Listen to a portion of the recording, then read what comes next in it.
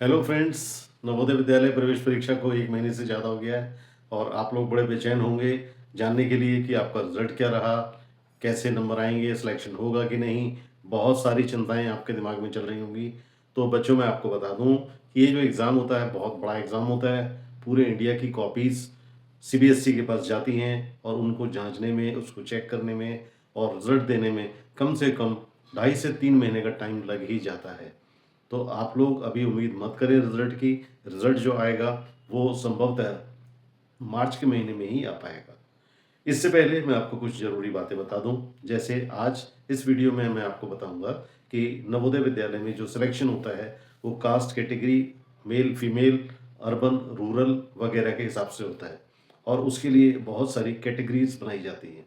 तो क्या कैटेगरीज़ हैं, कैसे हैं, वो आपको कैसे पता चलेगा? पहले तो आपकी अपनी कैटेगरी है, आप बॉय हैं, गर्ल हैं, शहरी हैं या ग्रामीण हैं।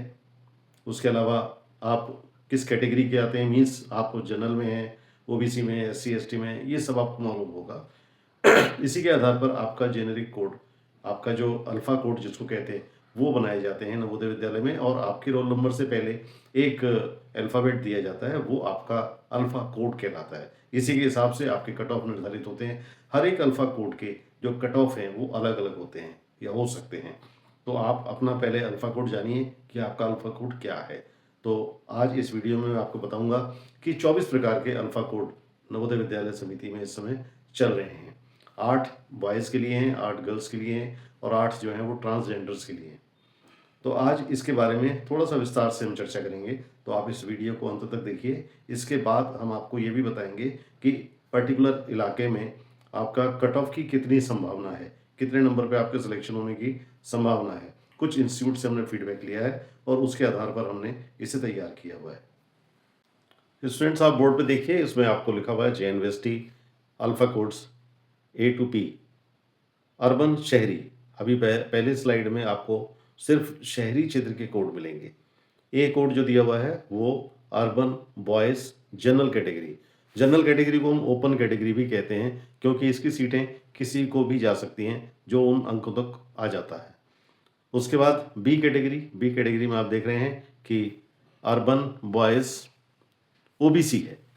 तो ये जो बी कैटेगरी है ये ओबीसी वालों की है। सी कैटेगरी अर्बन बॉयज़ एससी के लिए है। T category urban boys ST के लिए है। अब गर्ल्स की बात करें, ई कैटेगरी अगर है तो आप समझ लीजिए अर्बन गर्ल्स जनरल या ओपन कैटेगरी में है। अर्बन गर्ल्स ओबीसी कैटेगरी का कोड एफ है। इसी तरीके से अर्बन गर्ल्स एससी का कोड जी है और अर्बन गर्ल्स एसटी का कोड जो है वो एच है। इसी तरीके से आप ग्रामीण क्षेत्र में देखिए, I J K L M N O P, ये 8 कोड जो है ग्रामीण क्षेत्र के हैं। इसमें आई कोड जो है रूरल बॉयज़ जनरल या ओपन कैटेगरी का है। जे कोड रूरल बॉयज़ ओबीसी। के कोड रूरल यानी ग्रामीण क्षेत्र के बॉयज़ का एससी का है और एल कोड जो है वो रूरल बॉयज़ एसटी का है। इसी तरीके से एम कोड जो है वो गर्ल्स का है, M N O P. M rural general का है। N rural general girls OBC का है। ओ जो है रूरल गर्ल्स एससी का है और पी जो है वो रूरल गर्ल्स एसटी का है। तो ये 8 कोड जो है वो गर्ल्स के लिए। बाकी के 8 अल्फा कोड इस प्रकार से हैं जो ट्रांसजेंडर्स या अन्य वर्ग के लिए हैं।